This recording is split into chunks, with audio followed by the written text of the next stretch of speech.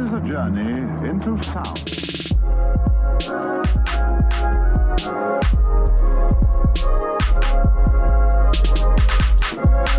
Salutoi amicoi!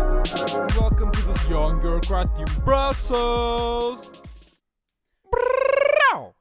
Today here with us we have our African in-house specialist who never left Brussels. Thank you for this very relevant and timely question. Thank you for having me. So I work at the Save Africa organization.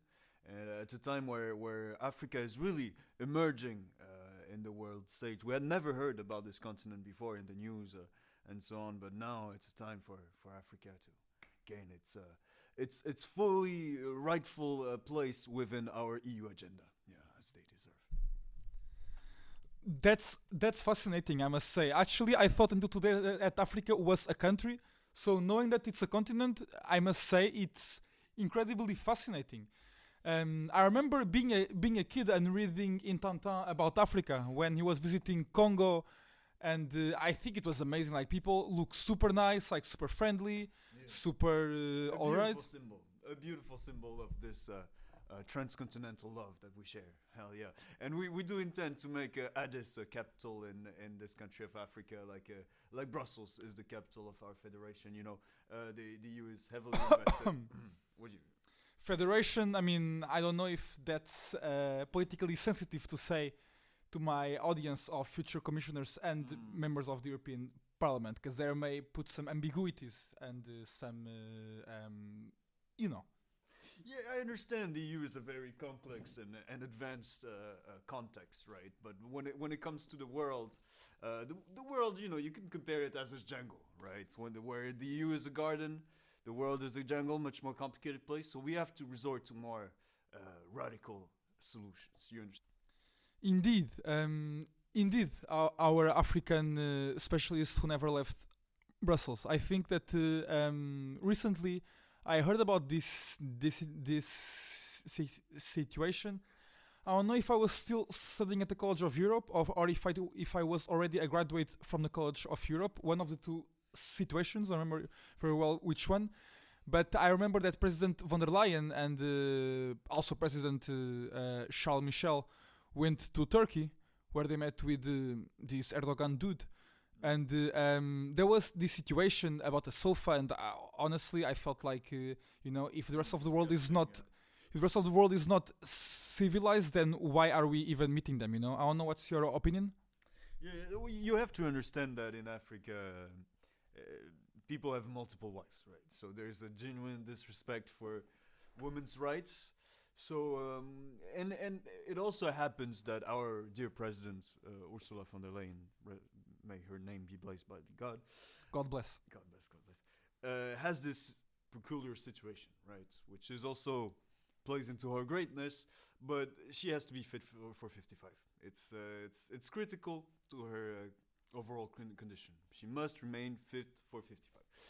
And so what happened in this African context, we must understand the situation, right? This leader didn't offer the right seat for von der Leyen's bottom, if I may say, right? It was not a 55 centimeter square seat. Didn't have a softness ideal for the president's bottom. Excuse me. It's a very sensitive topic. This is a serious podcast. What a disgrace! What a disgrace! I don't know what to say. No, I agree. Do you think that perhaps this Erdogan dude got confused, or he thought that like perhaps President Roberta Metsola was going instead of President Ursula von der Leyen? Perhaps the dimensions of the sofa were different regarding the particular set of seating that each president will present? It's a possibility. Another possibility that experts are considering is that seeing President Michel's head, they thought that it would be convenient to lay some a veil for him to wear a turban, right? As one does when we visit a very Islamic and Arabic African country like Turkey, right? Absolutely.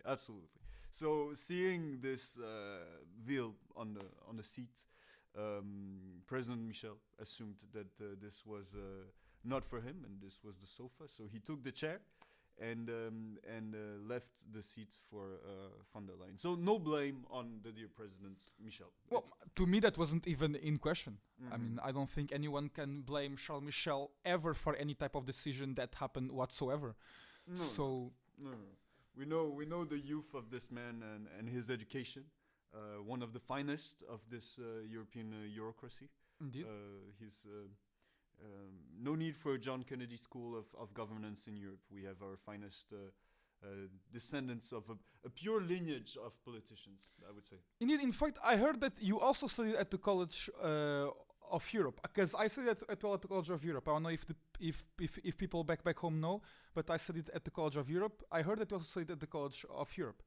Do you have in which way did it shape your very sensitive? Because it's clear that you have a very sensitive vision about Africa nowadays and the need to save her. So, in which way do you think? Absolutely. You know, Bruges is really a microcosm of the world. Absolutely. Like, I saw in this city the realities of the whole universe, I must say. In fact, I heard people saying that if you go to Bruges, it's like going to Africa, except people there are not carrying a kid on the back. Do you want to comment this affirmation? Yes, no need to travel on a woman's head. That's indeed true. No need to be pulled by goats. We do have trains and buses here. Indeed, and some of them even powered to hydrogen. Interesting.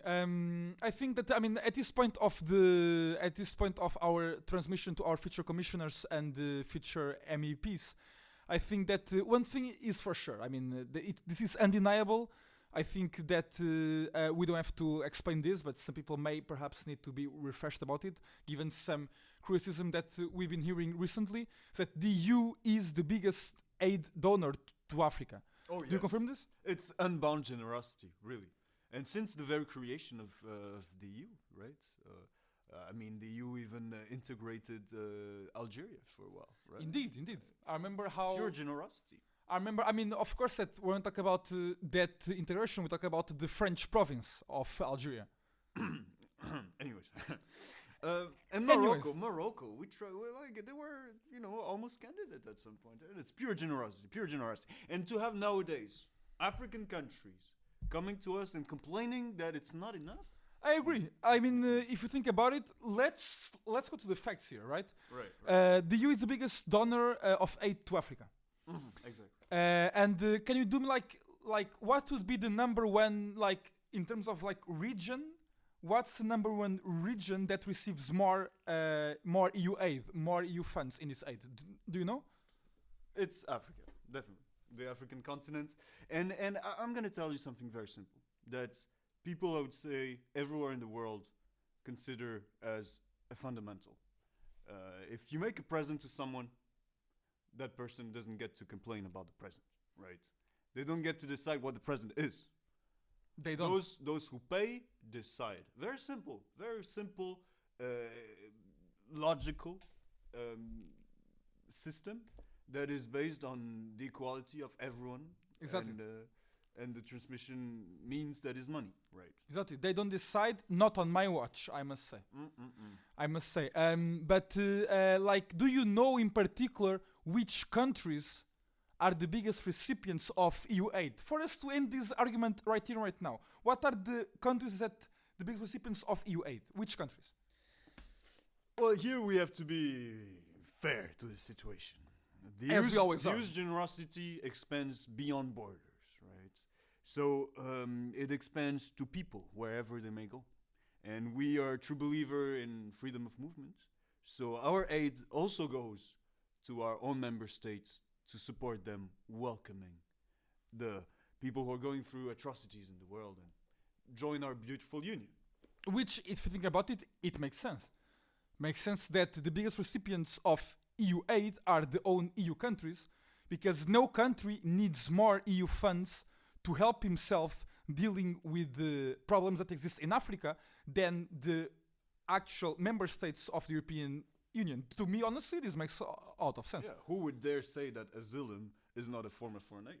Exactly. Who would dare say that welcoming Africans in such amazing infrastructure like we have in Lesbos and Lampedusa is not a form of aid. I mean, if you think about it, if Lesbos is that bad, why don't you stay in Africa then? Like, I think that at this point we really need to think about. I mean, but I don't want to focus this program on the haters of the European Union, because we know they exist, we know they are everywhere. This is a problem of like good vibes, of EU values. It's a problem. It's a problem. No, it's a program. Because, sorry, I don't know if you had something to say. Our African specialist who never left Brussels.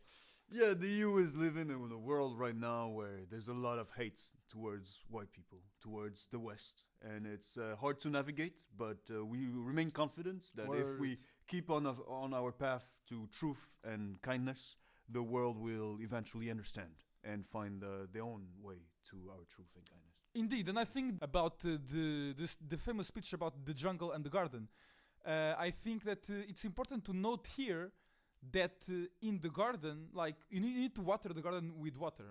Usually you wouldn't water with wine, I suppose, at least depending on the quotas of wine each member state has.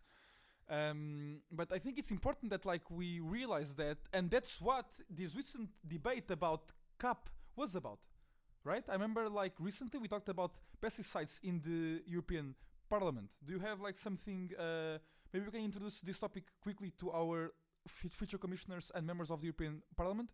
Of course. The EU, as you know, has the highest standards of production of food, vegetable, and so on. So we're very happy to share this wealth with the world, and the EU is so kind to invest in this wealth of ours. Most of its budget, goes to the CAP. And the Common Agricultural Policy. I mean, I'm sure at this point everybody knows what CAP is, but for just in case. Exactly, and this is why so take tomato producers in Morocco, right? They live in hardship. It's not always easy. So we're not going to let them eat their tomatoes. No, we want them to have good quality tomatoes so that they can work decently. And also, do we want to like eat tomatoes from a country where probably those tomatoes are being planted in soil that has been used for Arabs to sit and to pray?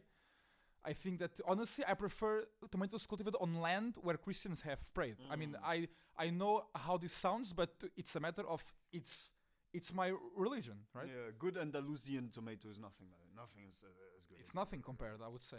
Yeah, and we should give a chance to African farmers to transition to a more industrial and highly skilled job.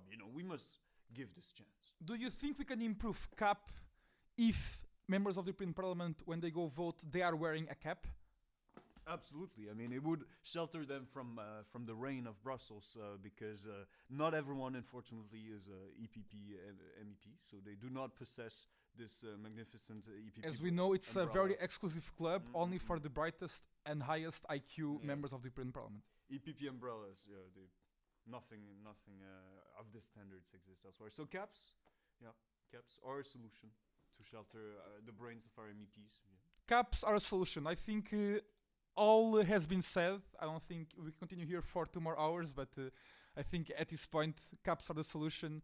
It's the main takeaway from this week's episode. Thank you very much for listening one more time. And don't forget, this podcast still costs no money.